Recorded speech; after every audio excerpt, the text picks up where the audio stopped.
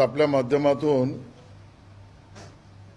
खऱ्या अर्थाने गणेश भक्तांना जो दिलासा मिळाला त्याबद्दल माननीय मुख्यमंत्री देवेंद्रजी, माननीय मुंबई उच्च न्यायालय, गणेशोत्सव मंडळाचे सर्व कार्यकर्ते, समन्वय समिती, महासंघ, उत्सव समिती, मूर्तिकार संघटना या सगळ्यांचं अभिनंदन आणि धन्यवाद करण्यासाठी मी आपल्या सगळ्यांना बोलवलंय।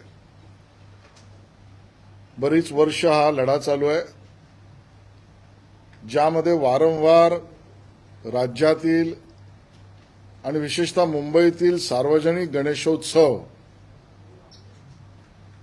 याला कुठेतरी मर्यादा, रोख आणि हळूहळू बंदी व्हावी आणि यावी अशा भावनेने काही लोक काम करत आहेत। मग कधी मूर्ती कशाची बनवली पाहिजे, मग मूर्तीला रंग काय दिला पाहिजे, दावे मूर्तीचं विसर्जन कसं केलं पाहिजे, मूर्ती पर्यावरणाला घातक कशा आहेत, सणासुदीत वापरले जाणारं निर्माल्य या विषयावर आक्षेप, रोषणाईला आणि सजावटीला करण्यात जाणाऱ्या गोष्टी याची अयोग्यता, या सगळ्या मांडणी सातत्याने चालू आहेत। आणि या सगळ्या मांडणीच्या आधारावर न्यायालयात दावे। ही मंडळी कोण आहेत जी गणपती मूर्त्या बनवणं, डिस्प्ले करणं, विकणं, सजावट करणं, साजरा करणं, विसर्जन करणं यावर काही ना काही कारणाने मर्यादा आणि हळूहळू बंदी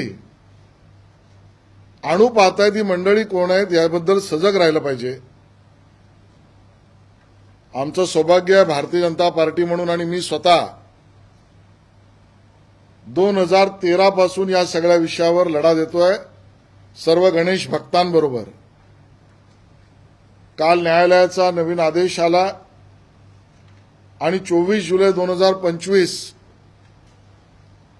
चे निर्देश पुन्हा एकदा चालू ठेवण्याबाबतीतला निर्णय दिला। याचा अर्थ जे विघ्न आणू पाहत होते ते विघ्न दूर झालंय। उत्साहामध्ये पर्यावरणाला पूरक सुद्धा असा सण साजरा करण्याचा जो निर्णय राज्य सरकारने केला होता त्याला आता मान्यता मिळाली आहे। आणि मग ही जी सगळी मंडळी आहेत ना, जी याला एका अर्थाने बंदीच्या दिशेने नेण्याचा प्रयत्न करतायत, त्यांनाच आम्ही दिमागी नक्षली असं म्हणतो। या दिमागी नक्षल्यांचे कारनामे गणपती तर आहेत, 2013 पासून मी स्वतः लढतोय, तो गोविंदासाठी सुद्धा आहे, दहिकाला उत्सवासाठी सुद्धा आहे। नागरिकांनी हे समजून घेतलं पाहिजे दिमागी नक्षली कोण आहेत। न्यायालयात त्यांचे दावे आहेत, ते कुंभमेळ्याच्या विरोधात सुद्धा आहेत आणि नागपंचमीला नागाची पूजा थांबवण्यापर्यंतचे पण आहेत। आणि या दिमागी नक्षलींच्या विरोधात उघड बंड भारतीय जनता पक्षाने घेतलंय। सवाल आदित्य ठाकरे यांना आहे। आदित्यजी गणेश मूर्तिकारांमध्ये विभाजन करण्याची भूमिका सर्वात प्रथम तुम्ही घेतलीत। मुंबई महापालिकेमध्ये 2018ला तशी कुठलीही बंदी समाजात नव्हती, पण शाडू आणि माती विरुद्ध पीओपी ही विभागणी आदित्यजी ठाकरे तुमच्या महानगरपालिकेने केली।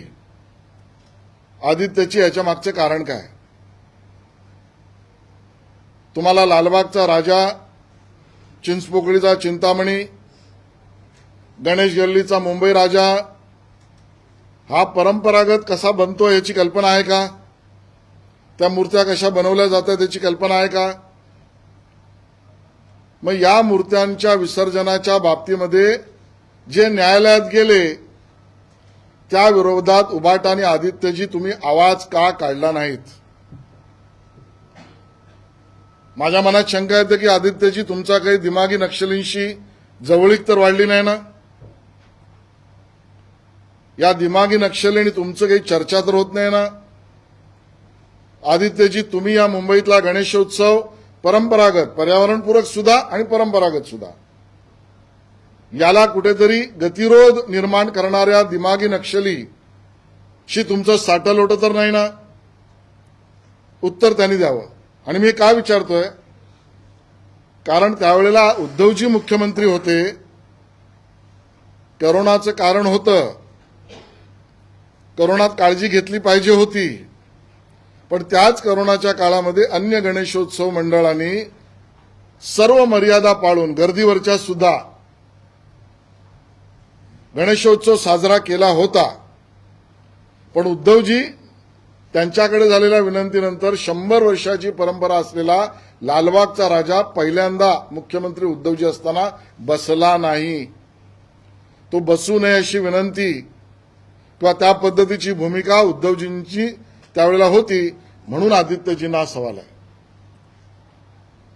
न्यायालयातनं आदेश मिळालेत, लढाई आमचे गणेशोत्सव समन्वय समितीने महासंघ आणि गणपती मंडळाचे कार्यकर्ते लढतायत, आम्ही त्यांना मदत करतोय. धन्यवाद मुख्यमंत्री देवेंद्रजींचे, कारण त्यांनी याच्या पूरक भूमिका धोरण म्हणून न्यायालयासमोर मांडली.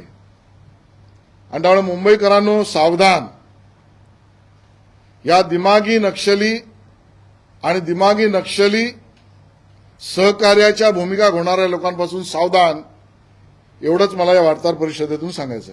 कोकण न्यूज डिजिटलला आत्ताच लाईक, शेअर आणि सबस्क्राईब करा. बेल आयकॉन दाबून सर्व अपडेट्स सर्वप्रथम मिळवा.